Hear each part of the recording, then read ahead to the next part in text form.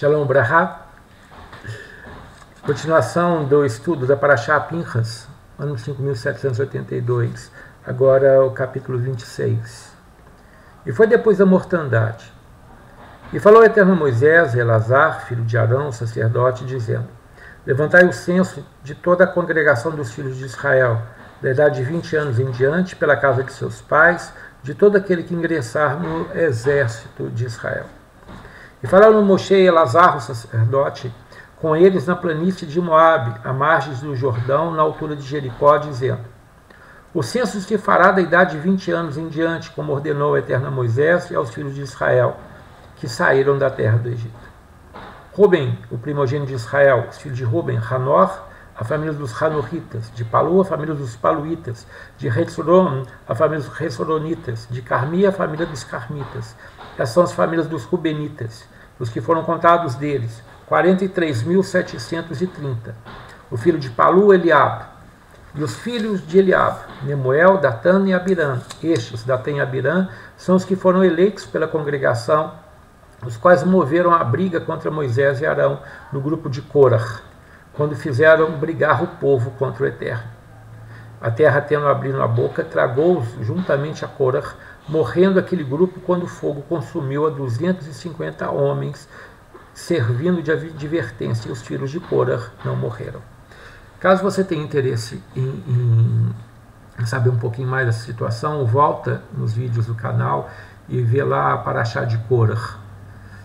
Mas de forma resumida, Korah era primo de Moisés e Arão, descendente levita, e que carregava a arca. Ou seja, Korah era uma pessoa de grande estatura social, uma pessoa influente. E o que é interessante é que aqui o Eterno fala, vamos sempre lembrar, que toda a Torá foi ditada letra por letra para Moisés.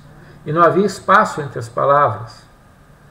Então Deus falava para Moisés, agora é Yud, agora é o Rei, agora é o Vav, agora é o outro Vav.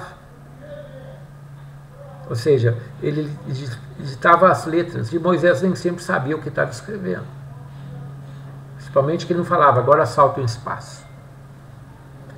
E isso mostra a santidade desse escrito. Porque há códigos matemáticos aqui que falam da sua vida, da vida de todas as pessoas que já nasceram e já morreram e que vão nascer e que vão morrer. Ou seja, nenhum texto no mundo inteiro, nenhum texto, seja ele espiritual ou não, tem isso. Que mostra a superioridade da Torá sobre todos os outros escritos, inclusive na própria Bíblia. Porque todos esses escritos, tanto do chamado Velho quanto do Novo Testamento, são inspirados nela. O próprio Jesus, ou Yeshua, fala, não pense que eu vim revogar a Torá e os profetas, antes eu vim para cumprir. E ai daquele que não cumprir e ensina errado. Ele é muito firme nisso. E aqui Deus está nos mostrando que Korah convenceu a Datã e Abirã. E Datã e Abirã, junto com Korah, foram eleitos pelo povo. Ou seja, é a guerra das narrativas. Nós temos que nos ater aos fatos. Ou seja, Deus havia estabelecido uma estrutura, ou seja, Moisés era o líder, Arão escolhido como Cohen Gadol, ou seja, sumo sacerdote, e que este cargo era dado de forma hereditária, como nós vimos lá na Parashá Shemini, lá atrás. Eu te recomendo também a voltar e a ver isso, caso queira, que é muito bonito aquilo que Deus nos mostra ali. Sabe? E estruturou Israel, estruturou toda a tribo de Levi para que pudesse servir a Deus e assim ensinar a todo Israel os caminhos da Torá.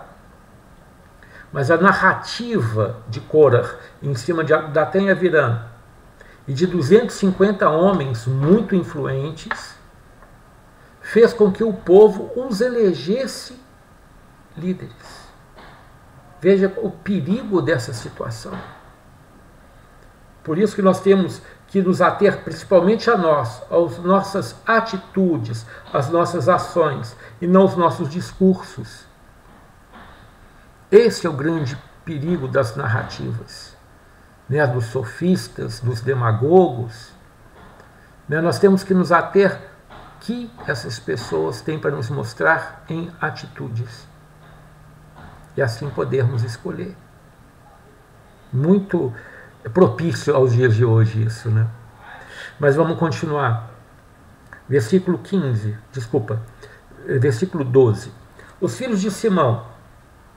Há só uma coisa, que fala que os filhos de Corá não morreram. Realmente os filhos de Corá se separam do pai, veem a loucura que o pai estava fazendo, e o que a gente fala em hebraico, fizeram de chuva, ou seja, se arrependeram, se voltaram a Deus. E se tornam grandes salmistas, como você tem nos Salmos, Salmo dos filhos de Corá. São exatamente os filhos diretos e depois os descendentes de Corá. Então, por isso nós devemos saber realmente escolher os caminhos que a gente toma, porque isso vai recair sobre nossos filhos. E também rejeitar os maus caminhos que nossos pais escolheram, para que a gente possa estar diante de Deus de uma forma correta e viva, verdadeira. Bom, versículo 12. Os filhos de Simão, segundo suas famílias, de Nemuel, a família dos Nemuelitas, de Amim, a família dos Iaminitas, de Arrim, a família dos Iarrinitas, de Zerah, a família dos Rahitas, de Shaul, a família dos Shaulitas, e são as famílias dos Shimeonitas, 22.200. Os filhos de Gad, segundo suas famílias, de Sefon, a família dos Sefonitas, de Hagi, a família dos Hagitas, de Shuni, a família dos Shunitas, de Osni, a família dos Osnitas, de Eri, a família dos Eritas, de Arod, a família dos Aroditas, de Areli, a família dos Arelitas. Essas são as famílias dos filhos de Gad, segundo os que foram deles contados, 40.500. Os filhos de Judá, ou Yeudá, e Onan. E morreram e Onan na terra de Canaã. E foram os filhos de Judá, segundo suas famílias, de Shelá, que era irmão deles, né, a família dos Shilanitas, de Peretz, a família dos Partsitas, de Zerah, a família dos Arhitas. E foram os filhos de Peretz, de Hetzron, família dos Heronitas, de Hamul, a família dos Hamulitas. Essas são as famílias de Judá, segundo os que foram deles contados, 76.500. Judá, quando o pai entrou em luto por causa da pseudo-morte de José, Judá não conseguiu ficar junto à tribo. E ali em Gênesis fala que ele desceu e foi para a terra de Adulão, e ali se associou a uma adulamita e casou com uma mulher ali.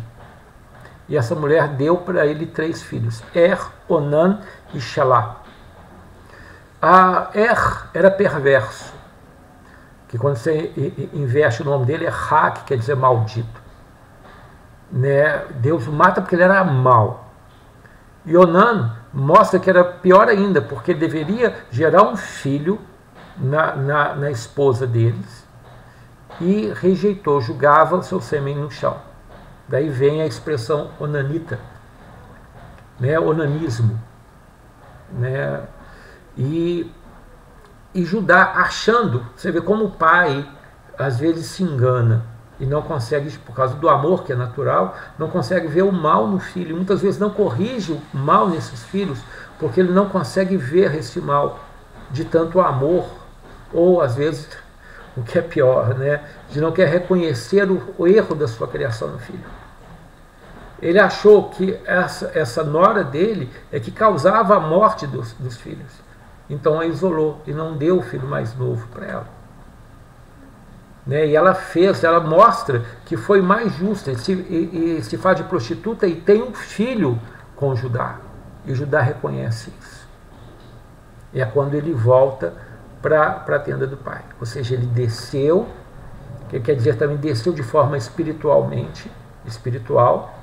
baixou, perdeu 2 filhos, sofreu, mas quando ele acordou, quando ele teve a situação que sua nora o enganou para que tivesse que fazer aquilo que era certo, que era a lei do levirato, ele caiu em si e reconheceu o seu erro. E aí ele pôde subir de Adulão para a família de novo, para estar perto da tenda de seu pai. Isso é uma das coisas mais lindas nessas duas situações que nós temos, tanto de Córah, dos seus filhos, como de Judá, que se arrepende do seu erro, mas mesmo assim ele não consegue confessar ao pai o crime que eles fizeram, né, de ter vendido o irmão. Mas pelo menos de poder enxergar que mesmo errado ele tinha que permanecer onde era o lugar mais santo da terra, que era dentro da família de Jacó. Então nós devemos entender isso. Mesmo que você sofra na sua igreja ou na sua sinagoga, ou da sua família, e se o seu meio é um meio que busca pureza, não deixe sua casa, não deixe o seu caminho. Porque todas as coisas, como nós vamos ver lá na frente, né, ou na verdade nós já vimos lá atrás, na Paraxá de Miquetes, né, caso você não tenha visto, volte lá e veja. Sabe, Judá pedindo perdão para José e restaurando tudo. Sempre vai haver um tempo de perdão, um tempo de restauração, desde que a gente caminhe para esse sentido. A gente continua na terceira parte.